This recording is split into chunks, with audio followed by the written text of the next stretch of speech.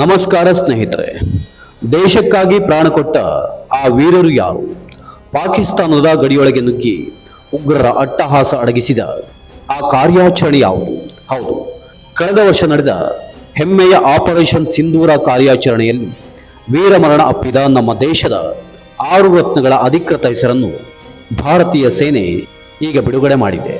ದೆಹಲಿಯ ರಾಷ್ಟ್ರೀಯ ಯುದ್ಧ ಸ್ಮಾರಕದಲ್ಲಿ ಇವರ ಹೆಸರುಗಳು ಇನ್ಮುಂದೆ ಶಾಶ್ವತವಾಗಿ ಕಂಗೊಳಿಸಲಿವೆ. ಯಾರು ಆ ವೀರರು? ಏನಿದು ಆಪರೇಷನ್ ಸಿಂಧೂರ? ಸಂಪೂರ್ಣ ಮಾಹಿತಿ ಈ ವಿಡಿಯೋದಲ್ಲಿದೆ. ಕತೆ ಶುರುವಾಗೋದು 2025 ಏಪ್ರಿಲ್ 22ರಂದು ಜಮ್ಮು ಕಾಶ್ಮೀರದ ಪಹಲ್ಗಾಮ್ನಲ್ಲಿ ಅಡಗಿದ್ದ ಹೇಡಿ ಭಯೋತ್ಪಾದಕರು 26 ಮುಗ್ಧ ಭಾರತೀಯ ನಾಗರಿಕರನ್ನು ಗುಂಡಿಕ್ಕಿ ಕೊಲ್ಲುತ್ತಾರೆ. ಇಡೀ ದೇಶ ಕಣ್ಣೀರಲ್ಲಿ ಮುಳುಗುತ್ತದೆ. ಜನರ ಆಕ್ರೋಶ ಮುಗಿಲು ಮುಟ್ಟುತ್ತದೆ. ಭಾರತೀಯ ಸೇನೆ ಸುಮ್ಮನೆ ಕೂರಲು ಸಾಧ್ಯವಿರಲಿಲ್ಲ. ನಾಗರಿಕರ ರಕ್ತಕ್ಕೆ ಪ್ರತಿಕಾರ ತೀರಿಸಲು ಭಾರತೀಯ ಭೂಸೇನೆ ಮತ್ತು ವಾಯುಸೇನೆ ಸಜ್ಜಾಗುತ್ತದೆ. ಅದೇ ಆಪರೇಷನ್ ಸಿಂಧೂರ. ಮೇ 7, 2025 ಭಾರತೀಯ ಸೈನಿಕರು ಪಾಕಿಸ್ತಾನ ಮತ್ತು ಪಾಕ್ ಆಕ್ರಮಿತ ಕಾಶ್ಮೀರದಲ್ಲಿರುವ ಭಯೋತ್ಪಾದಕರ ಶಿಬಿರಗಳ ಮೇಲೆ ಸಿಡಿಲಿನಂತೆ ಎರಗುತ್ತಾರೆ. ಭಾರತದ ದಾಳಿಗೆ ಬೆದರಿದ ಪಾಕಿಸ್ತಾನದ ಸೇನೆ ಉಗ್ರರನ್ನು ರಕ್ಷಿಸಲು ಭಾರತದ ಮೇಲೆ ಕ್ಷಿಪಣಿ ಮತ್ತು ಶೆಲ್ ದಾಳಿಗಳನ್ನು ನಡೆಸುತ್ತವೆ. ಆದರೆ ನಮ್ಮ ಧೈರ್ಯಶಾಲಿ ಯೋಧರು ಪಾಕಿಸ್ತಾನದ ಪ್ರತಿಯೊಂದು ದಾಳಿಯನ್ನು ಯಶಸ್ವಿಯಾಗಿ ಧೂಳಿಪಟ ಮಾಡುತ್ತಾರೆ. ಮೇ 10ರ ವೇಳೆಗೆ ಕಾರ್ಯಾಚರಣೆ ಮುಗಿಯುತ್ತದೆ. ಉಗ್ರರ ಅಡಗುದಾಣಗಳು ಸ್ಮಶಾನವಾಗುತ್ತದೆ.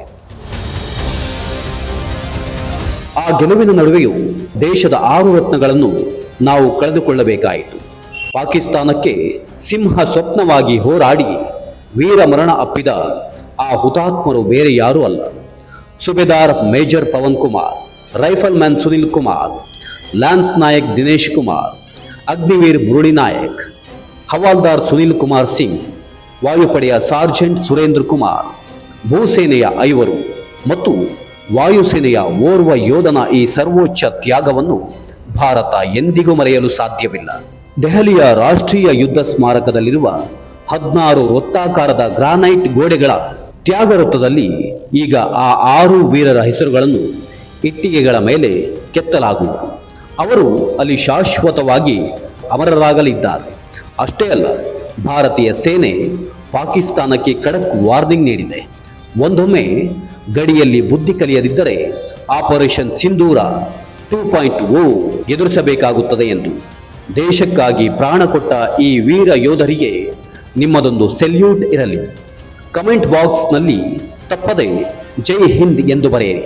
ಈ ವಿಡಿಯೋವನ್ನು ಪ್ರತಿಯೊಬ್ಬ ಭಾರತೀಯನಿಗೂ ಶೇರ್ ಮಾಡಿ. ನಮ್ಮ ಚಾನಲ್ಗೆ ಸಬ್ಸ್ಕ್ರೈಬ್ ಆಗಿ. ಜೈ ಹಿಂದ್, ಜೈ ಭಾರತಾಂಬೆ.